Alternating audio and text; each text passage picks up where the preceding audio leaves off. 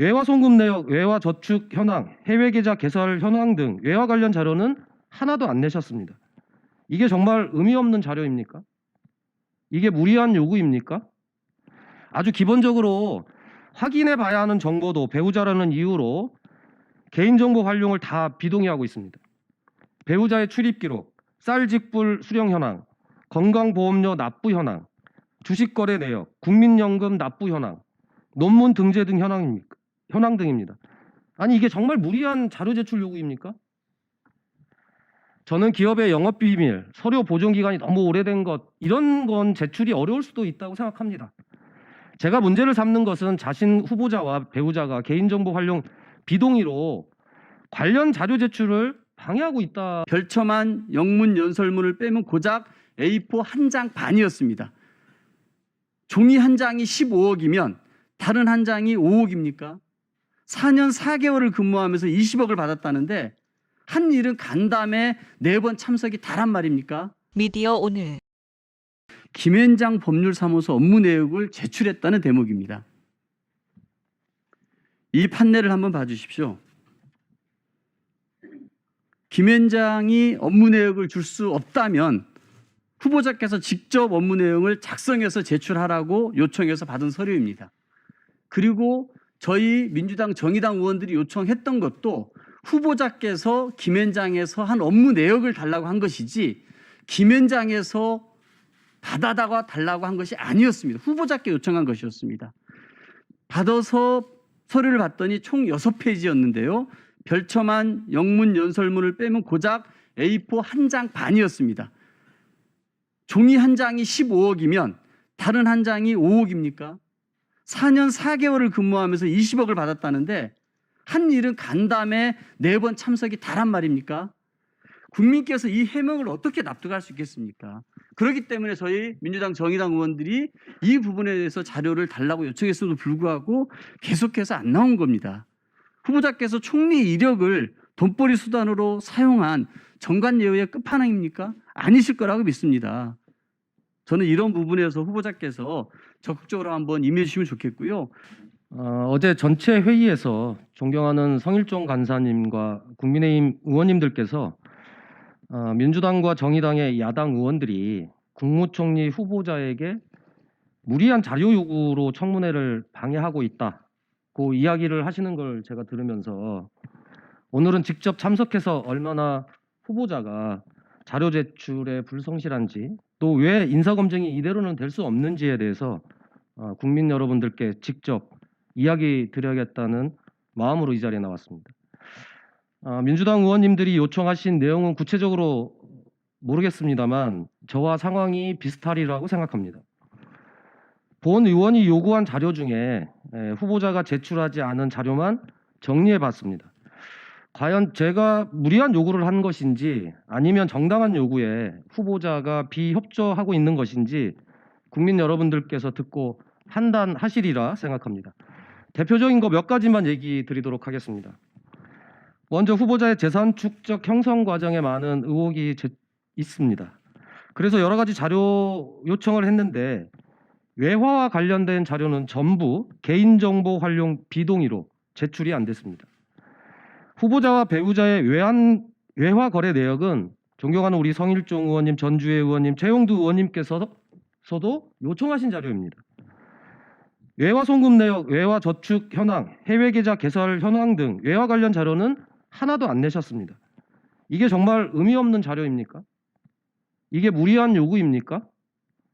아니 그렇다고 한다면 국민의힘 의원님들께서는 왜 요청하신 겁니까? 또 국민 여러분들께서 관심이 높은 부동산 문제와 관련해서 주택자금 등을 대출 받지는 않았는지 LH와 주택금융공사의 관련 자료를 요청했는데 이것도 개인정보 활용 비동의에서 자료 확인이 안 되고 있습니다. 가장 중요하게 문제 제기되고 있는 것이 이해 충돌 문제입니다. 종로 주택 매입과 인차 과정에서 외국계 회사와 계약해서 6억 넘게 임대 수익을 올리셨는데 후보자와 회사 모두 너무 오래되어서 없다는 거잖아요. 그래서 저희가 관할구청인 종로구청에 임대차 계약 신고 사항이 있는지 자료 요청을 했습니다. 그런데 이것도 개인정보 활용 비동의를 해서 부동산 관련해서 아무 문제 없으시다면서 왜 자꾸 이런 문제에 대해서 비동의를 하시는지, 떳떳하시다면 자료 제출 비동의하실 이유가 없는 거 아니겠습니까? 이뿐만이 아닙니다. 후보자와 배우자의 관련 정보를 모두 살펴봐야 현황을 제대로 파악할 수 있지 않겠습니까? 그래서 배우자와 관련된 자료 요청을 했는데 대표적으로 이런 겁니다. 최근 5년간 관세 신고한 내역을 요청했습니다. 후보자는 신고 내역이 없다고 말씀하셨습니다. 그러면서 배우자는 개인정보 활용 비동의로 자료를 제출할 수 없다고 합니다. 아니, 배우자 이름으로 수입하고 해외 가서 물건 구입해서 들어오면 그건 어떻게 확인이 가능합니까? 당연히 이런 정보는 배우자 것도 확인해 봐야 하는 것 아니겠습니까? 아주 기본적으로 확인해 봐야 하는 정보도 배우자라는 이유로 개인정보 활용을 다 비동의하고 있습니다.